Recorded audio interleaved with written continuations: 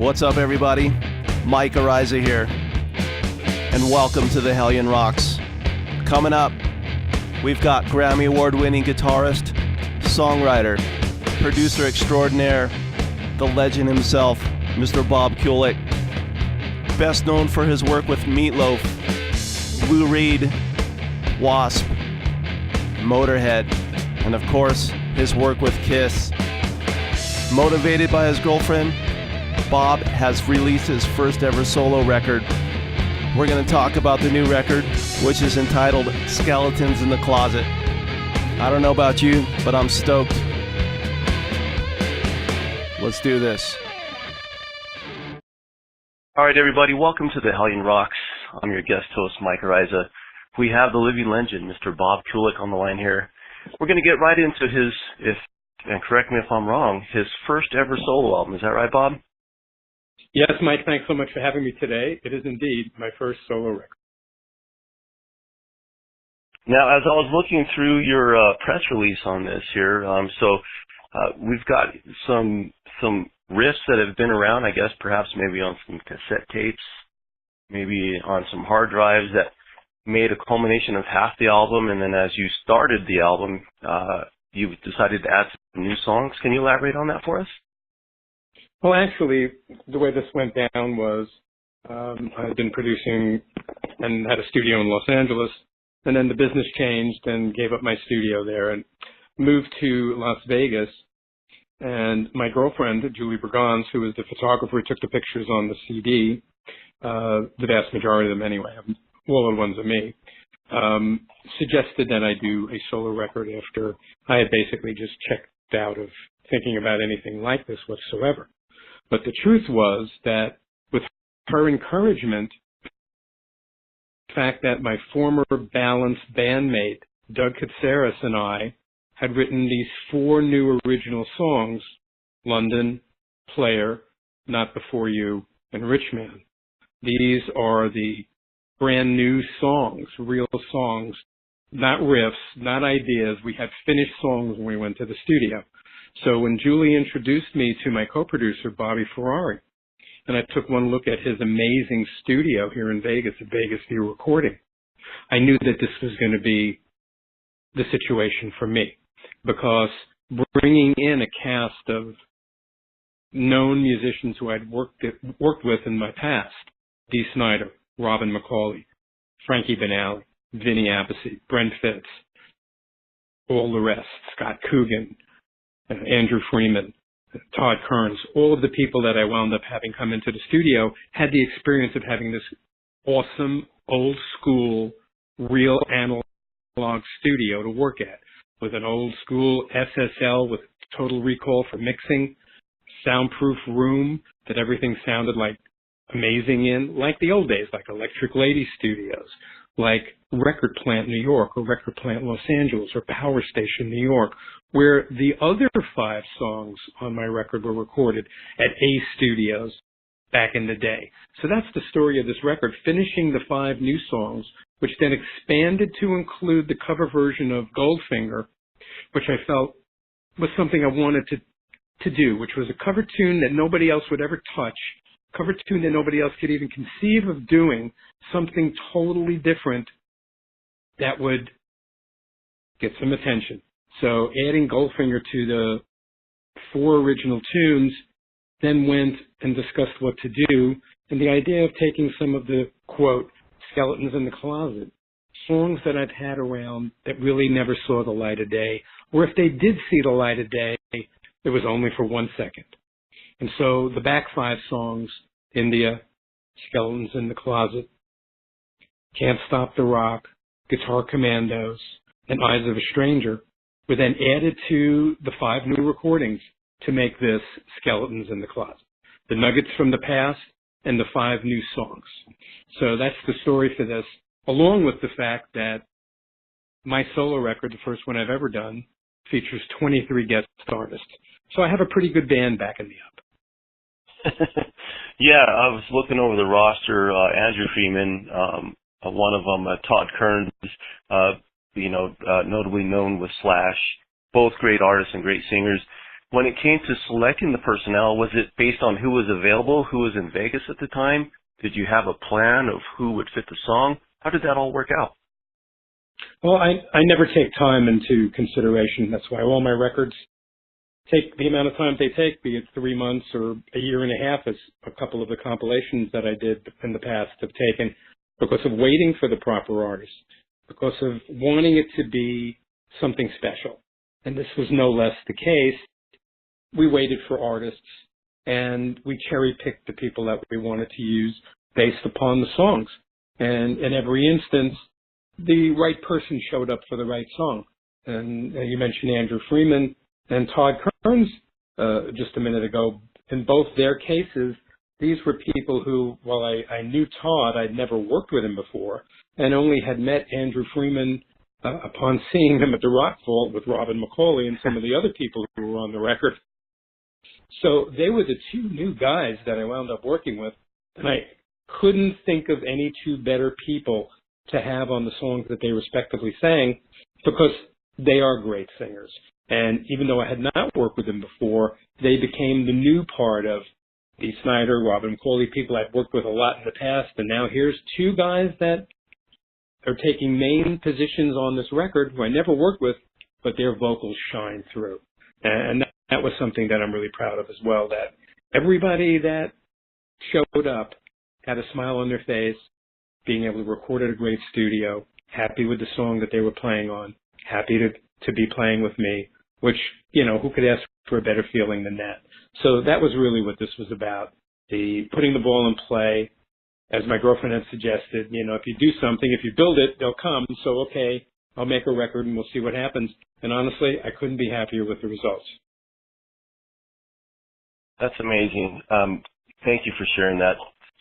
So being one of the things here that I've been so eager to ask is, you know, I haven't had the opportunity to get to that studio, but I have seen the photos on it, and yes, it has that old throwback council there, the rooms, the approach when you guys were tracking on this. I mean, we have so much technology in front of us now. We have all of these, you know, emulations and simulators and plugins. Did you take that old school approach? I mean, you have a Marshall on the cover. I mean, were you using some old amps that you've used on albums before?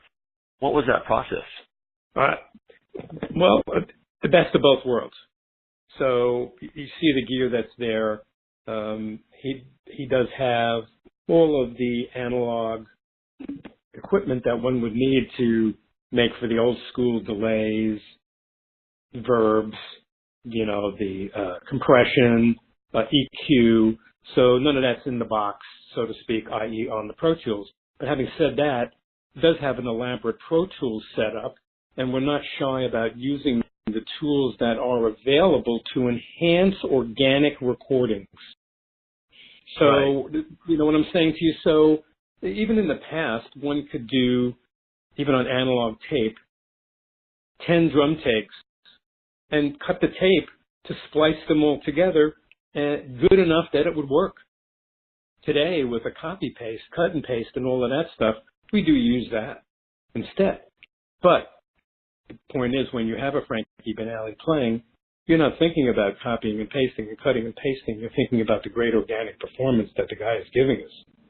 As with each of these players or singers, you know, having the tools to be able to enhance stuff is great.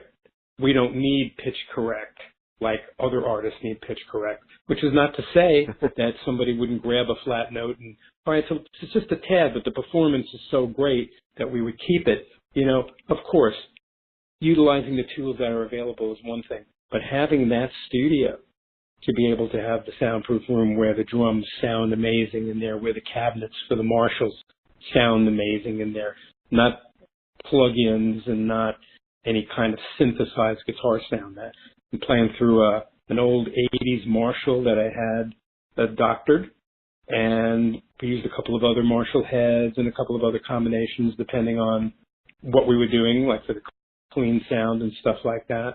But, you know, we always push the air, and having, you know, that studio to be able to be inspired in. That's the other thing about people's home recordings now. where is the inspiration coming from?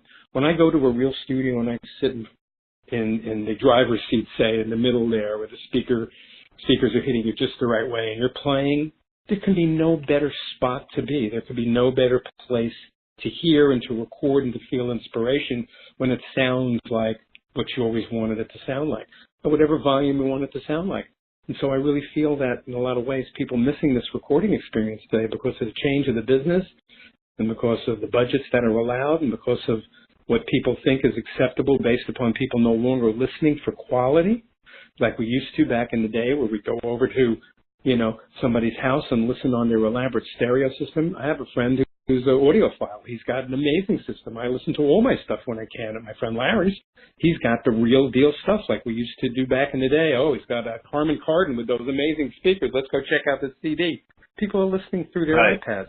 They're listening on buds. They're listening through computer speakers. Whoa, the low end's really terrific on that. So having this studio and the inspiration, every single guy that came there, most of the guys had never been there before. And they were like, wow. Because they saw my old studio, which was nothing compared to this, which was, a good studio and had a great vibe, but didn't have the gear or the history that this has of like, I'm a person that recorded back in the day. To be able to do this record the same way meant a lot to me. Yeah, and it's deserving. I mean, Bob, quite frankly and honestly, I'm 43 years old. I grew up buying the records that I didn't know that you had participated on until I got older, and and the internet helped with that stuff. And I think that this is an awesome time for you. I think it's an awesome time for rock music for you to publish this album. With all that being said about the audio quality, and are you guys going to make some physical copies, I hope? There are physical copies, absolutely. Okay. What do we got? The big thing with the artwork is, I'm sorry? We got what, CDs? Are you going to do some actual records or CDs with a 12-page booklet. CDs with a 12-page booklet. The label really went all out for me. I really appreciate what they did. They allowed me to. We got an artist and did a piece of digital art on the front. My girlfriend took an amazing photo of me. She had a great concept of what to do with it on the back. I'm not going to spoil it by telling you what it is, but it's one of the pictures that's being posted. And, 12 pages with all the lyrics. And this way I could put a gallery of some of the 23 artists that are on there. So there's pictures of Dee Snider and Robin McCauley and Rudy Sarzo and a bunch of the other guys. And it gave me the feeling of the old days of a real record. Here's a concept, there's binding on there that's part of the concept, and just the whole thing of Skeletons in the Closet. They really let me do a thing with the artwork as well. So I think that also enhances just what it is. I just feel there's no reason for me to present something differently. This is what I've been doing, making records like this, CDs like this, so here's another one. Did you and how did Bobby Ferrari's part in this whole process? I mean, was he like the co-producer? Was he your Pro Tools engineer? I mean, you're obviously a producer, and so that's a natural thing for you to do. I mean, obviously, I take up that there's a deep sense of camaraderie and teamwork here. How did those roles work? Are you the type of guy that sits there and hands the reins to someone else, as help me get a take? Walk us through that, if you would. Yeah, Bobby he wears all the hats that you could possibly wear, more so than myself. He's an accomplished musician. He played bass on 2 of the songs, on Goldfinger and on London. He is an amazing recording engineer, so all of the gear that I referenced, the verbs and the compressors and all that stuff, he knows this stuff. He's very studied in it, knows how to work all of the gear, and also is caught up on the Pro Tools stuff and that side of things. So his ear for this, that, and the other thing is better than mine, even better than mine. I have a pretty good ear when it comes to hearing, shall we say, a flaw in the slaw. But he provided me with an objectivity that I didn't have, that the artist can't have. So even though I'm the co-producer and this is my record, and I co-wrote all the songs and got all the people together, the vast majority, Bobby helped as well with that. But the reality was that when I'm playing, I can't be objective. I'm just playing. I can't listen like I'm somebody else. So this is where he really came into play, being able to be the cheerleader for me, just like Julie was the cheerleader to get my ass in there in the first place. Once I was in there, you know, he was kicking my butt to get the best out of me. And not that I need much prodding in that area, but he was able to ascertain what really worked and what he felt I could do better again. And of course always was there to help out with the vocals and to make whatever changes needed to be made. That's why I put his name first, because he was more the producer than I was on this. That's great. And once again, Bob, I mean, every interview I've ever heard that I've listened to that you've participated, every article I've read, and the things that people in the industry have to say about you is just a tremendous amount of integrity in the business, and that definitely shows a lot of integrity. And as a fan of music, I really appreciate that. It just proves to what everybody else has said about you through your stellar career. Getting back to the album. Thanks for saying all that, Mike. That's a really nice thing to say. When you say the word integrity, that rings a real bell with me. Thank you very much. Oh, my pleasure. It's I've waited quite a long time to be able to have a conversation with you, and this is completely epic. This is, like I said, this is part of the childhood things. I mean, personally, I've pursued playing guitar because most of the records that you've played on, and the fact that you have your own record out right now is extremely exciting.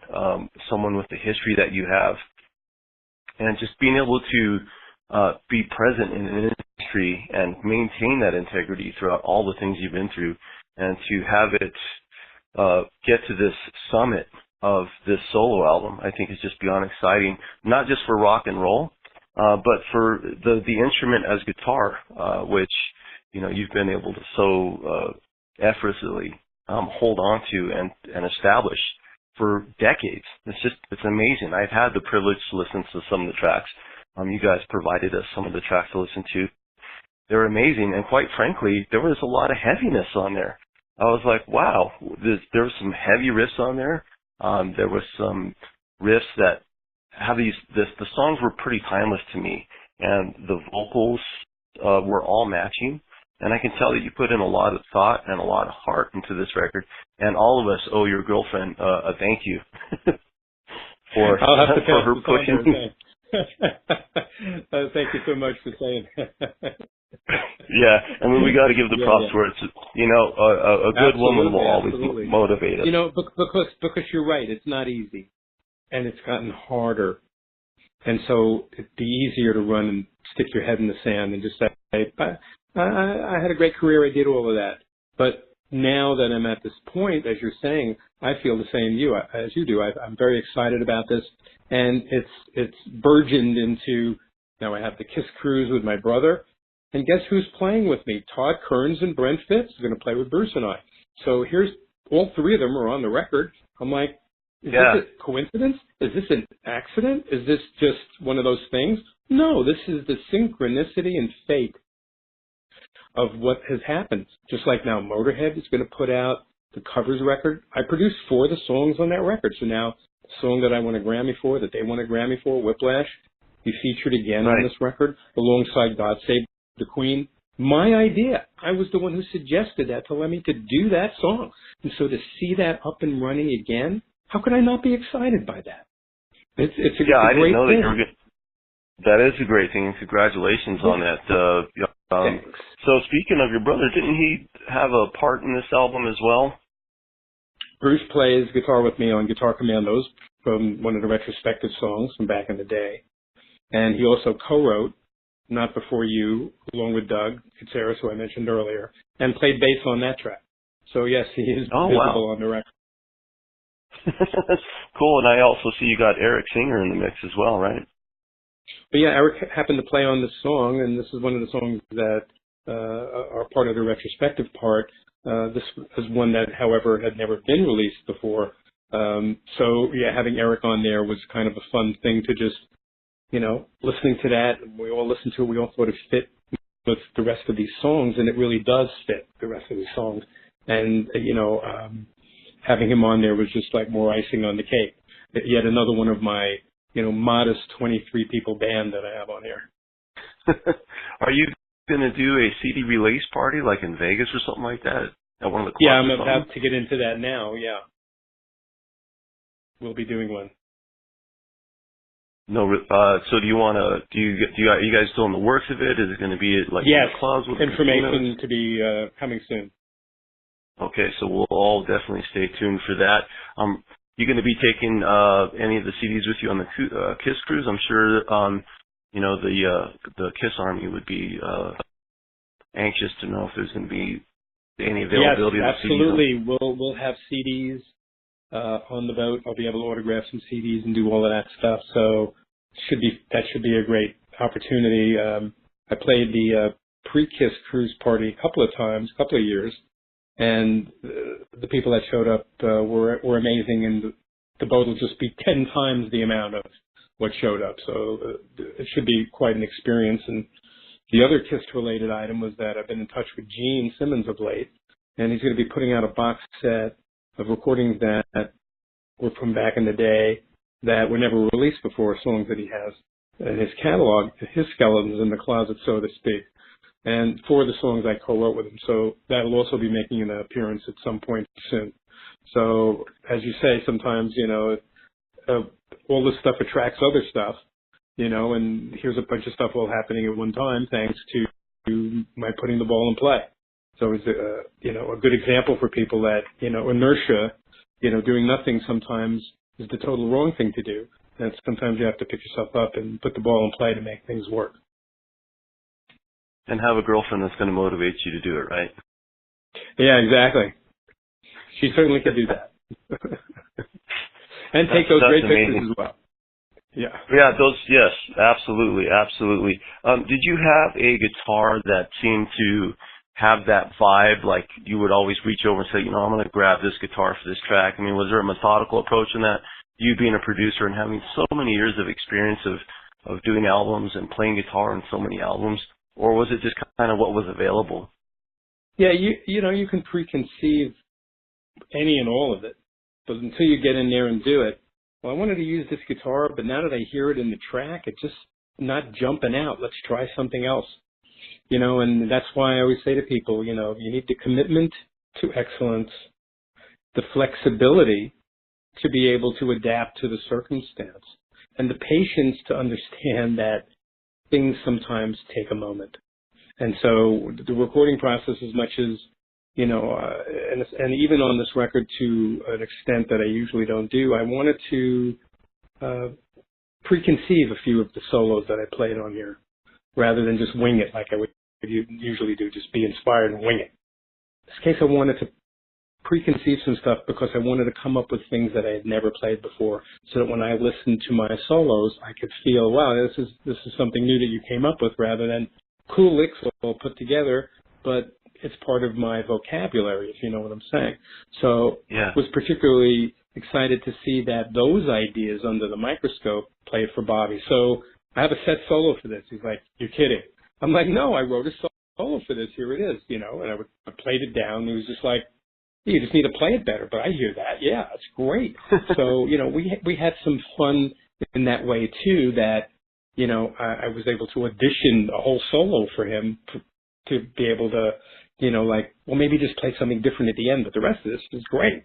So you got to, it's a combination of both, the preconceived ideas and the winging it. Were you guys,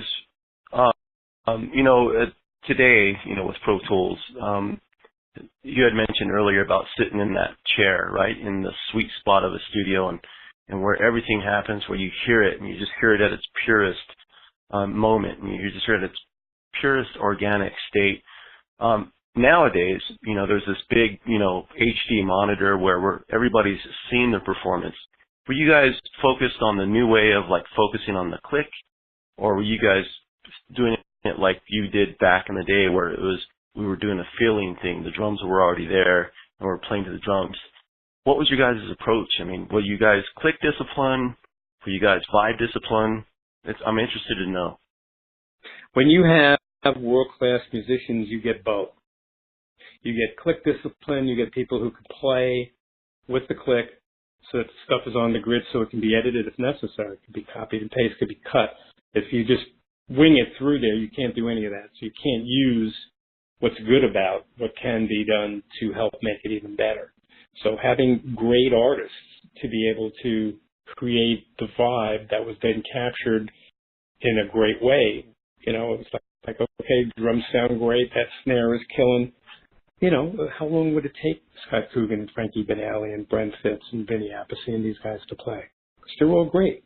They all latched on to their thing and, playing with the click, no problem. Having A players really forgives a lot of what amateur bands and new bands have to go through because they're more savvy in the studio. And that's really what it's about, is having experience and savvy so that people, when they show up, they're just having fun rather than it's a stress out, or they're in Johnny's basement and it sounds horrible and they're wondering what's going on. Well, it's been a great pleasure, Bob. You're a world-renowned person and a world-renowned guitarist, artist, musician. I'm extremely excited, and all of us here at the Hellion Rocks are extremely excited about your first ever solo album, Skeletons in the Closet. Where can people get this album? We've got a few moments left. The floor is yours, as they say. What would you like to bring this conversation to a close with our audience and your audience? Well, I'd just like to tell everybody that I'm so grateful that, people have followed my career, from band to band and from artist to artist, and happy that, for instance, this KISS cruise will afford people the opportunity to see me play out with my brother and two of the other guys on the record, Brent and Todd. And, as I explained, some of the other great things that are happening, the Motorhead CD, the Gene Simmons CD, and of course this record, which, I really feel, putting my best foot forward with 23 of my friends as my band, is something I feel really exhilarated by. And I've made my girlfriend happy, which I think is another big thing. But the record will be available. It'll be on Amazon. It'll be on iTunes. It'll be available in stores. You'll be able to find it. I'll post some links as soon as we get to the September 15th release, and I'll let everybody know about the release party as well. And I can't be happier about it. Couldn't be happier about it. I want to thank you again for taking the time and asking some really in-depth questions and having some great thoughts of your own. Thank you so much, Mike. Thank you, Bob. And where can music fans from all over the world find you, Bob? Well, I'm on Instagram, Twitter, and Facebook, so I'm on social media. Anybody can find me there. And if you go to the KISS Cruise, there's a whole bio on there of me and contact information as well. So please, anybody, I'm not shy. Born in Brooklyn, New York, and, I'm always up for meeting people, especially my fans. After all, I'm doing the music for them as well as doing this for me. If I didn't feel that way, I would have stopped a long time ago. And there you have it, everybody. The living legend himself, Mr. Bob Kulick, over 50 years of experience and over 50 solid years, I should say, of integrity in the music business. If, for all you young ones out there, if you want to see how it's done, and if you want to see how to have composure in the industry and how to approach being a guitar player and growing into a musician, songwriter, and producer, you need to look no further than Bob Kulick. My name is Mike Araiza, and I want to thank all of you for tuning in. We'll see you guys next time on the Hellion Rocks. Thank you, Mike. Thank you, Hellion Rocks.